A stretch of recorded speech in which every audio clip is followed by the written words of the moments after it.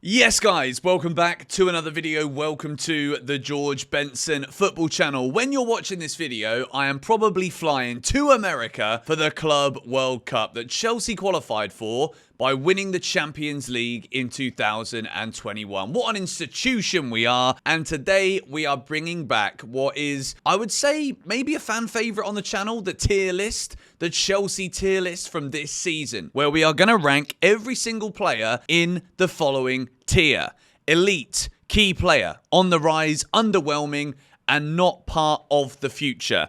And if we scroll over here now to the trusted FB ref, I have decided, as you can see, MP means matches played. I've decided that we're only going to do players that have played over 10 games. Because, to be fair, Caicedo, Chukwuemeka, Madueke, Raksaki, Reggie Walsh, have they really been influential towards Chelsea's season? I'm going to say no. However, I will say this. If we do take a look at this again, there's a lot of players here that have had their debuts this season. Keanu Dyer, Harrison Murray-Campbell, Atto Amper, Genesis Antwi, Reggie Walsh, Raksaki, Madueke. It's been a good year in terms of opportunities from the manager, Enzo Maresca, towards the Chelsea players. But without any further ado, we are going to do this video in order of appearances, starting at the lowest all the way through to the top players this season that have played the most minutes possible. Before we go any further, I'm uploading every day, lots of content right now, so make sure you subscribe to the channel. And if you enjoy the tier lists, I can think of some more we could do.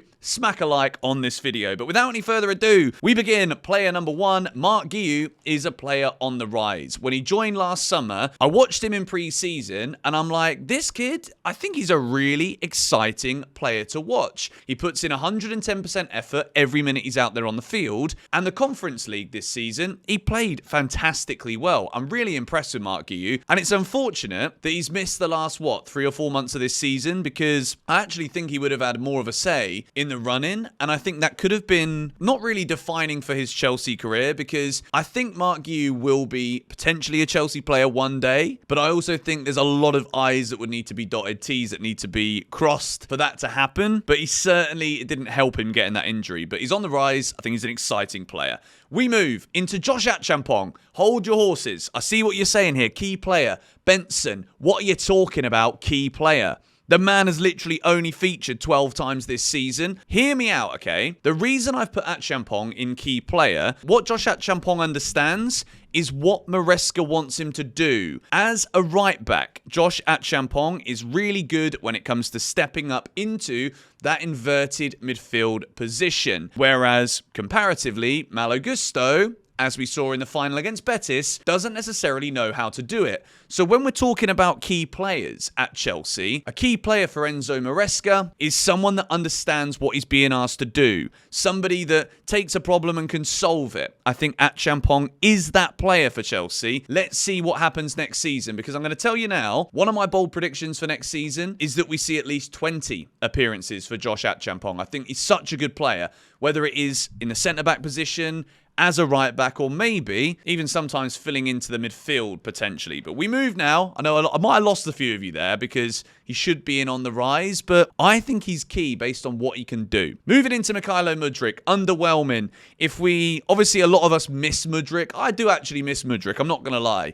He's a player that I want to see succeed and that I get excited to watch. But during his time out there, I think, yes, he scored 3 goals, 2 assists in the Conference League, I think it was. But all in all, he's still not hit the heights that we would need. Is he going to come back? We don't know. We move. Wesley Fofana is a player on the rise if he can stay fit. And I know you might look at this and think, well, surely he should be a key player and Achampong should be on the rise. When it comes to Wesley Fofana, we don't have any momentum with this guy staying fit. So he can't really be a key player for Chelsea. I will say that this was a tough one, because I think when he's played this season, he has been a key player for us. I think we've been better when he's in the team, but he's not in the team often enough. Only 14 appearances again this season. I think there's a question mark over Wesley Fofana's Chelsea future. Moving Into Axel Disasi. This guy is not part of Chelsea's future. When he was playing for us, he was quite often bloody captain in these Conference League games, which always blew my mind. And then soon as January came, he's shipped out on loan to Aston Villa. Don't think he's got a future at Chelsea. Will he go to Villa? Let's see where he ends up. Moving into Renato Vega. Also, I don't think part of the future at Chelsea. I liked Vega. I thought he was a decent player. He actually featured 16 times for Chelsea before being loaned out in January.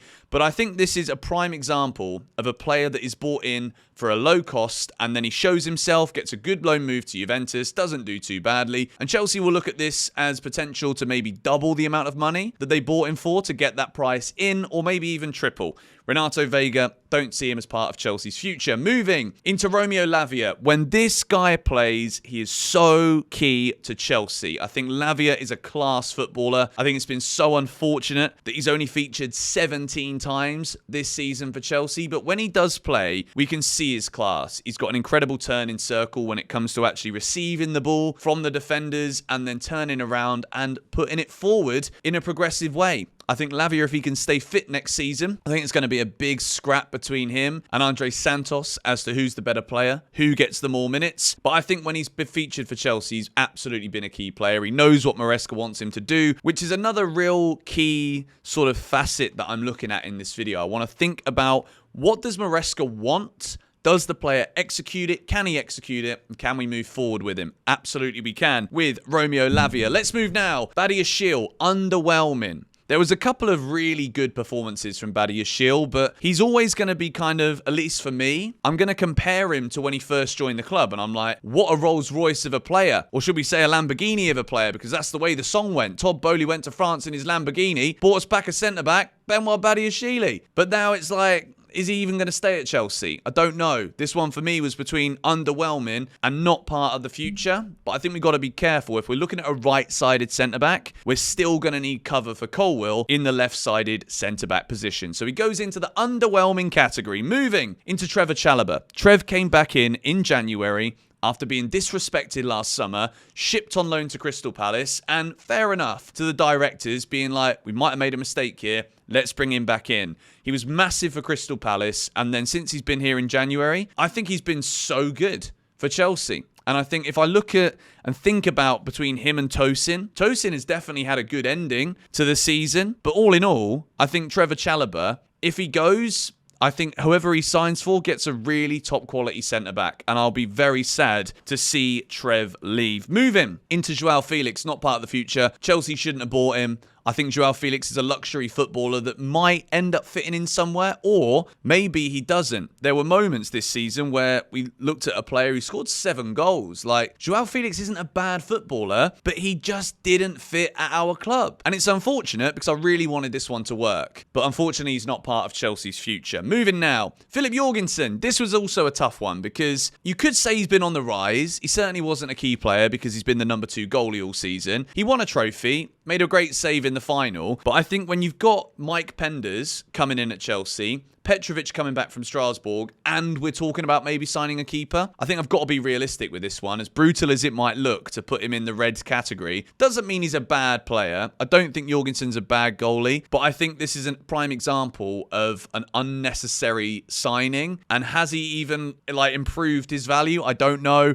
But I've put him in the not part of the future because I think there's a lot of other goalies ahead of him. Moving into Tyrique George, definitely a player on the rise. There's been moments this season where I watch Tyrique and I'm like, I think he needs to get bigger and a bit stronger to be competitive in the Premier League. But also, that goal he scored at Fulham needs to be discussed as such a key turning point in the form rising and raising towards the end of this season. Tyrique George's goal was magnificent. Also scored a couple too in the Conference League, which was fantastic. I think he got 1 in the Conference League, 1 in the Prem. On the rise, definitely one to watch, but with Chelsea looking to sign wingers in the summer, could there be a loan move for Tyrique George next season? Let me know your thoughts on that in the comments down below. We move into Reece James. This guy is absolutely elite. And I want to talk about Reece here because 27 appearances this season for Chelsea. He's played more this season than he has in recent years. And I want to say, as much as it's sometimes very difficult for me to watch Reece James not starting when I know how good he is, when he's Chelsea's captain,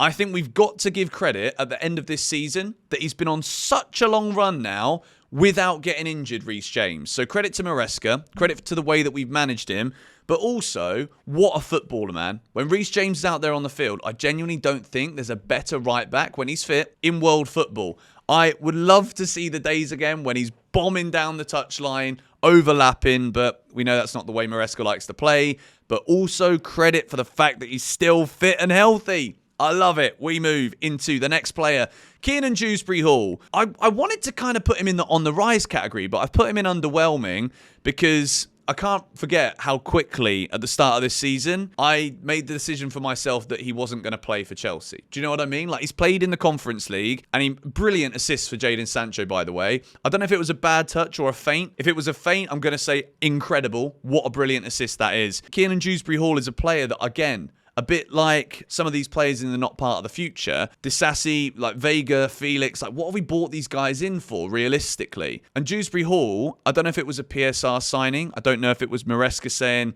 bring me my best player from winning the championship. But I actually really like Kiernan Dewsbury-Hall. And it's a weird one because I don't really see him ever playing over Lavia, Caicedo, Enzo, even a Santos. So I don't know what the future holds for him. I would say still, it's been a bit underwhelming. Considering the numbers of goals and assists he got at Leicester, maybe we would have expected more. Let's move now. Nicholas Jackson, obviously a key talking point because Nicholas Jackson is Chelsea's number 9. Has he been a top player for us this season? Absolutely not. He had a great start to the season, did Nicholas Jackson. And I want to give him credit for that. I want to give him credit also for scoring in the final. But I think what I expected from Jackson this season was an improvement on the season before. And I think Nicholas Jackson under Pochettino was better than Nicholas Jackson under Enzo Maresca.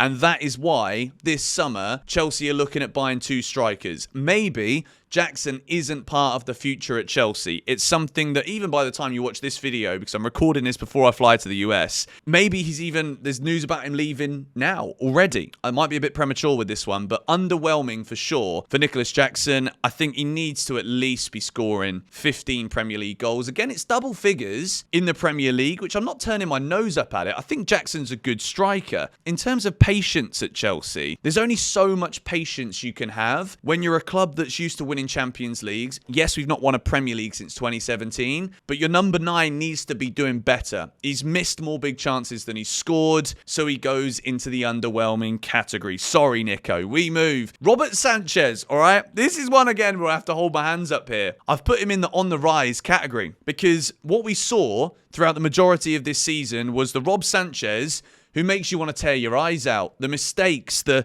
passing to opposition players when he doesn't even know that we're playing in a blue shirt. But I need to give credit where credit is due because in the last sort of 2 months, 10 games of this season, this man has played very, very well. I think he's kind of understood what he can't do and then stopped trying to do it. And I think that's also credit to Maresca for being like, all right, look, hold my hands up here. I've asked too much of you based on what you can actually technically provide me. So let's refrain this a little bit. Let's refine this instruction. And that has really helped Robert Sanchez. So on the rise in the sense of, I don't know what the future holds for this guy. I'm not going to say that I want him to start next season as Chelsea's goalkeeper because my headspace, you guys know right now, is you got me top 4, now challenge for the title for me. Is Sanchez going to win me a Premier League? I don't think he does. I think there needs to be someone better between the sticks. But huge credit for the way he ended the season. Tosin Adarabioyo also. In terms of the fact he was a free signing, I want to say great. What a great free signing that was, to be quite honest. I had a lot of question marks about Tosin. Sometimes I watch him and I'm like, is that Chelsea caliber? But at the same time, right, it's a fine line between constantly comparing it to a John Terry or a Gary Cahill and appreciating and accepting where we are right now. In terms of wasting money, we've wasted a lot. This guy was a freebie, and he was brilliant in the Conference League. Made it into the Conference League team of the season, and that performance against Forest on the final day, by far the best I've seen of him in a Chelsea shirt, and it shows me, especially with all of the leadership that he supposedly offers in the dressing room too, that maybe we don't get to see all of that, but I do take that into consideration. On the rise, because again, throughout this season, and this is obviously my tier list, let me know your thoughts in the comments, by the way, but throughout the course of the season, I'm like, I don't really see him as being like a huge part of the squad. Conference League minutes, Cup minutes, scored a couple of great goals too in the Cup, but I think 4 goals he scored this season, Tosin. Fair play, man. Fair play. But yeah, on the rise. Moving into Levi Colwill. He's become a key player for Chelsea. The way that he's turned it on at the end of this season was absolutely magnificent. Levi Colwill in April, for the second half of April and all of May, was absolutely brilliant. I'm very critical of Levi Colwill for one specific reason. I can see how good he really can be. And it was about consistency. I wanted to see that on a regular basis, and I think now we finally are. I think he's starting to show leadership on the pitch. He's got this like nasty side of him that comes out in like little spats with players and referees and stuff, and I think he's tapering that in now.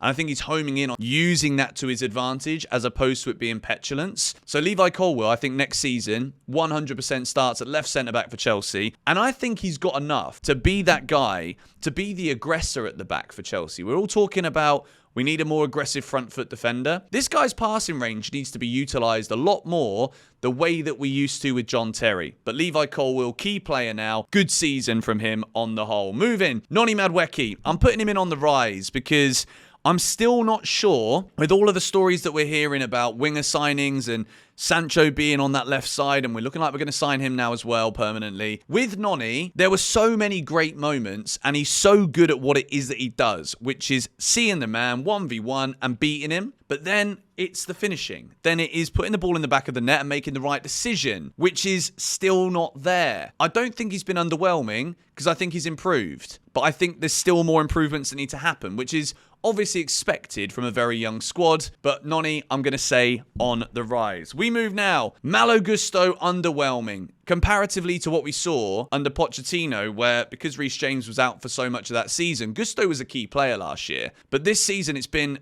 very underwhelming.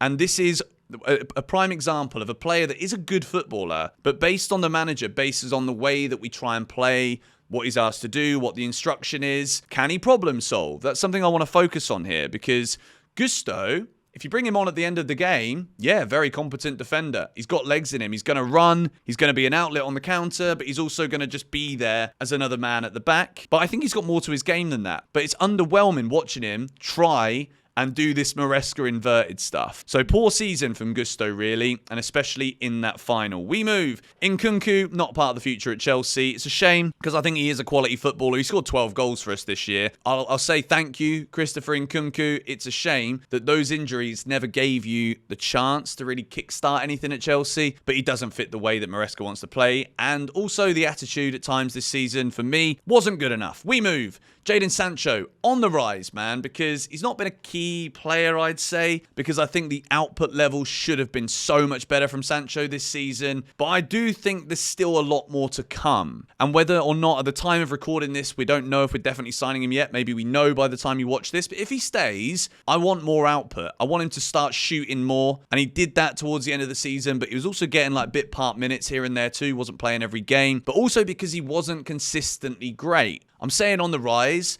Maybe it was underwhelming, but I actually think he's done a good job. Same as Noni. Moving. Caicedo. What an elite footballer. Let me go full screen for a second, because look, when we spent £115 million on this guy and he got sent off against West Ham early on, we were a laughingstock. Everyone was looking at him thinking, what have Chelsea done buying this bloke? But the reality of the situation with Caicedo is I don't think there's a better defensive midfielder in world football than Moises Caicedo. I genuinely mean that. I think he's that good. It's not blue-tinted glasses. I watched him 43 times in a Chelsea shirt this season for 3,700 minutes, and he's pretty much never let us down. He's unbelievable, and he's also got this knack of scoring the last goal of the season, the halfway line goal against Brighton, and then the stunning goal that we saw in the last few minutes against Real Betis. What an elite footballer. How blessed are we to have Moises Caicedo at our club. We move. Pedro Neto on the rise. I think there's still so much more to come from him. I would have said underwhelming, but I think Neto, he's got 12 goal involvements at Chelsea in his first season. But for me, it's the work rate. And I know that a lot of people are like, oh, I can't keep talking about work rate, Benson. That's why I caveated it with 12 involvements. I'm not saying he's a key player because he's not even locked that wing position down. There's still a huge debate every time I pick a Chelsea team. Like, who do we put on the right wing? Who do we put on the left wing? And I think the fact that he has not become a key player or put in an elite season is why that is still a problem position at the club. Esteval coming in, I still think Neto will have a role in this Chelsea team. But I will say, when you look at this here, to have Madueke, Sancho, and Neto all next to each other here on the rise category, I'm saying that because none of them have been awful, but none of them have blown me away. And none of them have actually locked in a guaranteed start on either the left or the right next season. But I don't think any of them have been bad. I'm not going to criticise it too much. But Pedro Neto in tier 3. Moving into Enzo Fernandez. I was going to put him in the elite category, but I still think there's another level he can go to. And again, this I don't think necessarily is Enzo Fernandez's fault. I think if Nicholas Jackson wasn't underwhelming, then I think Enzo Fernandez would actually be in the elite tier for me, because the numbers are elite. These are top numbers. But I still think there's so much more we can get from him. And maybe I'm being harsh here. Maybe he could have been a key player. But again, I think there's elements of his game that need to improve. He runs a lot. But is it effective running? Not all the time. I think he gets out-muscled sometimes in the middle. But he always puts in 110% effort. Absolutely loves the club. I believe that. I love the celebration that we saw with Reece James for his goal. I thought that was immense. And I think Enzo Fernandez will go to another level with a top striker at the club next season. Moving, Cole Palmer, elite. I was going to say key player, but I'm like, nah. Look at the way that this bloke turned it on in that Conference League final. Those 2 assists were just absolutely sublime. He is a world-class footballer who at times this season has kind of gone ghosting in and out of games, but you cannot underestimate the importance. I think when you look at and listen to Enzo Maresca, he's talking about Cole as being the main guy, because he says that Reece, if he could play him every game, he would like Cole. Cole Palmer is seen as completely indispensable at this football club. I think he's won a trophy now, and I think it's just the start. Still, elite footballer, man. I think he deserves more respect, and I know he's ghosted at times this season and not been as good as the previous season. But we're still talking about 26 goal involvements. It's absolutely insane. Moving, Marc Cucurella. What a footballer this guy is. This completes your Chelsea tier list for the 24-25 season. But wow. In terms of a glow-up from a player that I genuinely thought we'd wasted money on, i.e. all of the words I ever said in the early days about Marc Cucurella, because he very rarely puts a foot wrong. He's absolutely brilliant. And John Terry said it, if he could have 11 Cucurellas in the Chelsea team, then he would. That is how important he is. The goals that he scored, 7 goals, 3 assists this season. Like, there's an argument that Kukurella could have actually been in the Premier League team of the season. I think Milos Kerkez probably wins it because he was at Bournemouth and he did that well. But what a player, man. Marc Cucurella next season, if you look at this tier list now, there's 9 players in there that I think are key. But I think you take Achampong out of that, probably Trev as well, and it tells you what we probably need at Chelsea. I think we need a key or elite goalkeeper. I think we need probably one more key centre-back and then a key striker. And then I think you have got the foundation for a title challenging team. There's also, we need to have the wingers moving from the on-the-rise category to the key player category or the elite category. Because this is the difference, right? When you look at all of these players here, I think I've done this as fairly as possible. And I know that the Achampong one probably seemed a bit weird and maybe Fofana should have been in there. But the way I'm seeing it, how do we grow from here? What have I seen from these players? And what do we need? And I think this shows that we still need some elite key footballers at this football club in various positions. But we are certainly assembled here a squad of very exciting players with an incredibly high ceiling, and I think we're still going to improve. The togetherness in the squad, all of these guys love each other. I think we can absolutely conclude that. And the energy at the end of this season has been immense. Instead of like having pointless friendlies, we've got a Club World Cup to go and win. So I wanted to do this video to like bring everything together, talk about the season as a whole. There's still big improvements that are needed to go to the levels we expect at Chelsea, but all in all, I think it's been a very good season. Thank you guys for watching, and thank you always for the support on this channel. I love making these videos for you lot, and I can't wait to see what we do next. Thank you guys for watching. I'll see you all later.